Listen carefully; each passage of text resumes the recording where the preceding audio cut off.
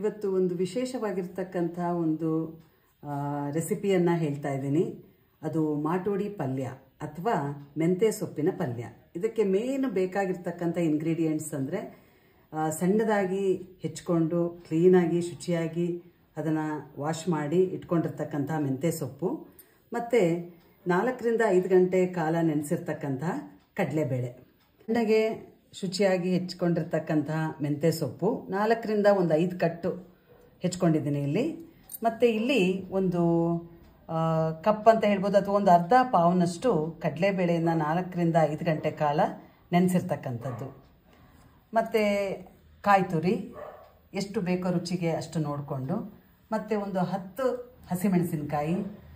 ಹಸಿಮೆಣಸಿನ್ಕಾಯಿ ಬೇಡ ಅಂದರೆ ಒಣಮೆಣಸಿನ್ಕಾಯಿ ಕೂಡ ಬಳಸ್ಬೋದು. ಆಮೇಲೆ ಜೀರಿಗೆ, ಅರಿಶಿನ, ಮತ್ತು ರುಚಿಗೆ ತಕ್ಕನಷ್ಟು ಉಪ್ಪನ್ನು ಹಾಕ್ಕೋಬೇಕು. ಮತ್ತು ಮೇಯ್ನಾಗಿ ಇಂಗು ಕೂಡ. ಇಷ್ಟು ಪದಾರ್ಥಗಳನ್ನು ರೆಡಿ ಮಾಡಿ ಇಟ್ಕೊಳ್ಳಿ. ಅದಾದ ಮೇಲೆ ಕೆಲವನ್ನ ಮಿಕ್ಸಿಗೆ ಹಾಕ್ತಕ್ಕಂಥ ಒಂದು ಇದನ್ನು ಪ್ರೊಸೀಜರನ್ನು ಹೇಳ್ತೀನಿ. ಈಗ ಮಿಕ್ಸಿಗೆ ಏನೇನು ಹಾಕಬೇಕು ಅಂದರೆ ಮೇಯ್ನಾಗಿ ಹಸಿಮೆಣಸಿನ್ಕಾಯಿ ಸ್ವಲ್ಪ ಚೂರು ಮಾಡ್ಕೋಬೇಕು. ಅದಾದಮೇಲೆ ಕಡಲೆಬೇಳೆ ಅಷ್ಟನ್ನು ಕೂಡ ಚೆನ್ನಾಗಿ ನೆನೆಸ್ಕೊಂಡಿರ್ತೀವಿ, ಅದಷ್ಟನ್ನು ಕೂಡ ಮಿಕ್ಸಿಗೆ ಹಾಕ್ಕೋಬೇಕು. ಅದಾದ ನಂತರ ಜೀರಿಗೆ,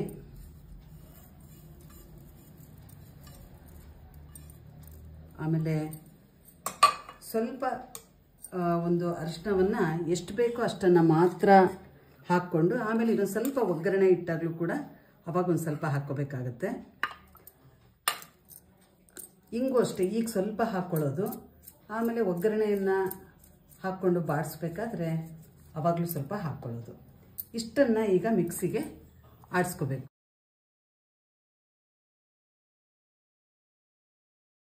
ಈಗ ಗ್ಯಾಸನ್ನು ಆನ್ ಮಾಡಿ ಸ್ವಲ್ಪ ಸಿಮ್ಮಲ್ಲಿ ಇಟ್ಕೊಂಡು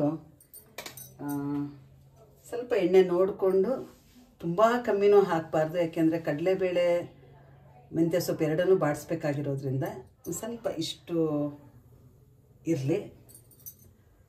ಸ್ವಲ್ಪ ಎಣ್ಣೆ ಕಾಯೋವರೆಗೂ 1-2 ನಿಮಿಷ ಕಾಯಲಿ.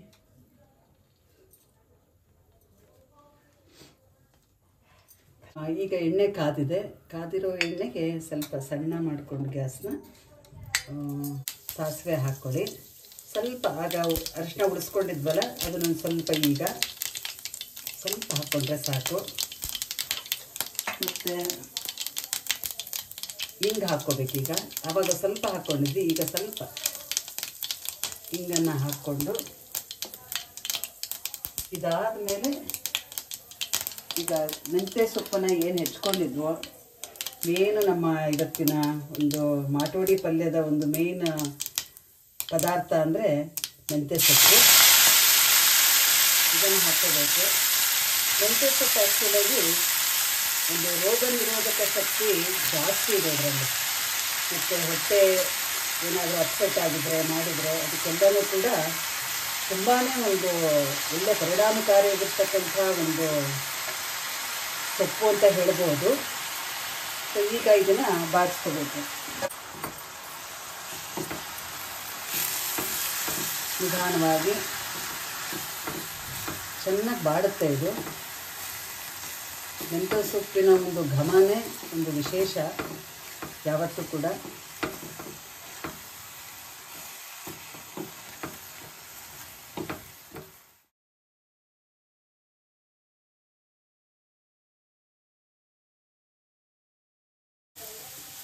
ಈಗ ಸೊಪ್ಪು ಚೆನ್ನಾಗಿ ಬಾಡಿದೆ. ಈಗ ಇದಾದಮೇಲೆ ಈಗ ಮಿಕ್ಸಿಗೆ ಹಾಕ್ಕೊಂಡಿದ್ವಲ್ಲ ಕಡಲೆಬೇಳೆ ಮತ್ತು ಹಸಿಮೆಣಸಿನ್ಕಾಯಿ, ಇಂಗು, ಸ್ವಲ್ಪ ಅರಿಶಿನ ಇದೆಲ್ಲ ಹಾಕ್ಕೊಂಡಿರ್ತಕ್ಕಂಥ ಒಂದು ಸರಿಯಾಗಿ ರುಬ್ಕೊಂಡಿರೋದು ಏನಿದೆ ಅದಷ್ಟನ್ನು ಕೂಡ ಈಗ ಹಾಕಬೇಕು.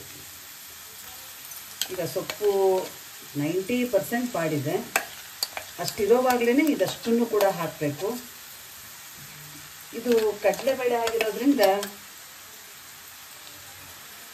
ಸ್ವಲ್ಪ ಚೆನ್ನಾಗಿ ಬಾಡಿಸ್ಬೇಕಾಗತ್ತೆ.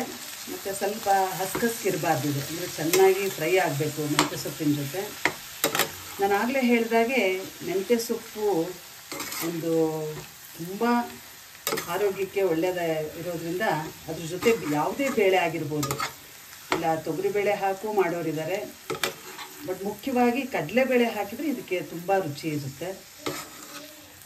ಈಗ ಚೆನ್ನಾಗಿ ಬಾಡ್ತಾ ಇದೆ.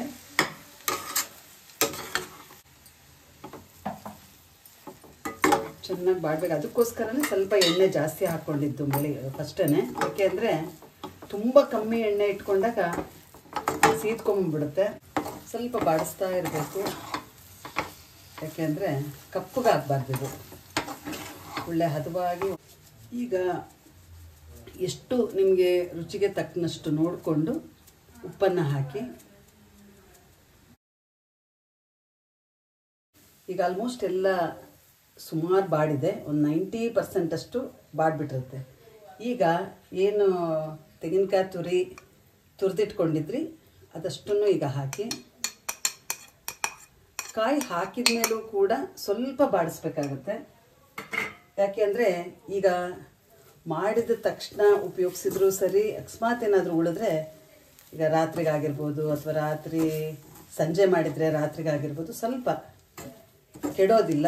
ಇಷ್ಟೇ ಉದುರಾಗಿ ಇನ್ನು ಮಾಡ್ತಾನೆ ಇದ್ರೆ ಚೆನ್ನಾಗಿ ಉದುರು ಆಗ್ತಾನೇ ಇರುತ್ತೆ. ಬಟ್ ಕಪ್ಪಾಗದೇ ಇರೋ ಹಾಗೆ ನೋಡಿಕೊಂಡು ಒಂದು ಸಮಯ ನೋಡಿ ತರ್ತರಿಯಾಗಿ ರುಬ್ಕೊಂಡಿರೋದ್ರಿಂದ ನೀಟಾಗಿದೆ. ಈಗ ಸೊ ಮಾಟೋಡಿ ಪಲ್ಯ ರೆಡಿ.